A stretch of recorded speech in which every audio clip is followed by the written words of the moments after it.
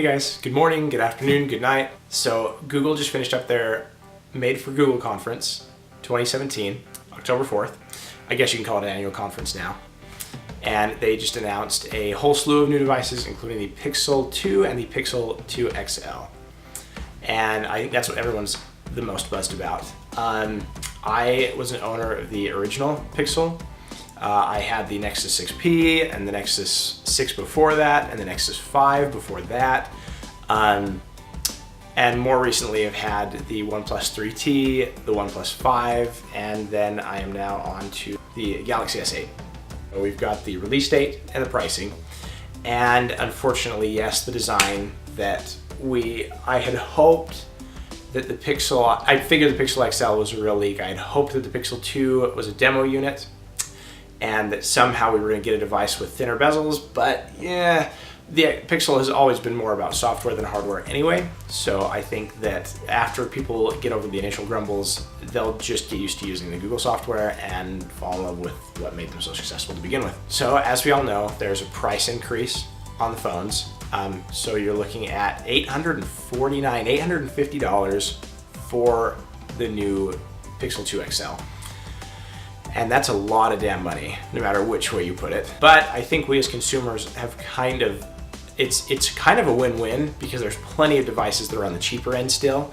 And so it's kind of just more opportunity for choice in the market. Like for those people that do want to drop a ton of money on a phone, they have the option to do so and still be within the mainstream.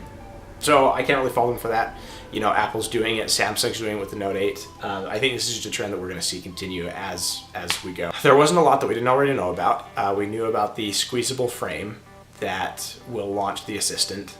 We figured that there wouldn't be a headphone jack, so that's kind of a bummer. And of course, we'd hoped for waterproofing and we got it. So that's great, that's great. When you do pre-order the Pixel 2, you will get a code to get a free version of the Google Home Mini, which was, I thought, the other standout star of the show, as well as the Google Home Max. So you have this whole network of devices that are gonna connect together in your home and play music. Overall, they seem like pretty solid picks for smartphones. I'm a little nervous that I've sort of just fallen in love with the all-screen design of the S8, but in a very easy-to-hold package. That's just super, one-handed uses. Other than with my tiny thumbs, reaching the top of the screen is kind of a challenge, but you can type and text just fine, one-handed. And I know that the Pixel's a little bit wider than the S8 and offers a substantially smaller screen. The Pixel XL is a bigger screen, but the side bezels are pretty big.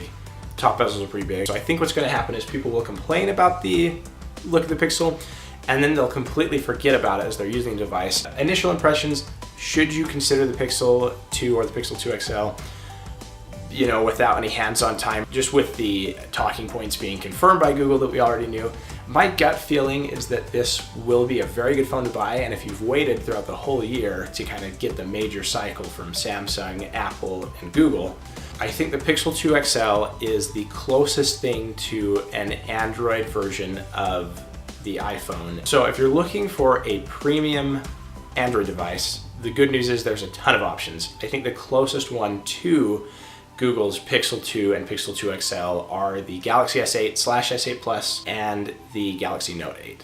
They are the closest devices to what Google's bringing to the table in terms of a premium experience in a reasonable sized phone.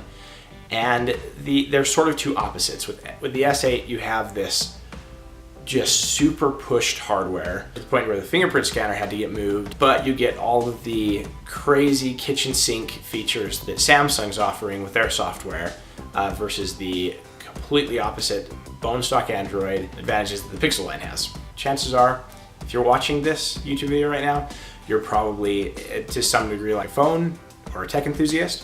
And so for those discerning people, I would say you're gonna get just what you imagine out of these Pixel devices, which is bone stock Android on not the most inspiring hardware, and of course the assurance that you're going to get timely software updates, timely security updates, get top of the line camera quality, bar none, and you're going to have a phone that will last you for 2 to 3 years and stay updated be still a great performing phone.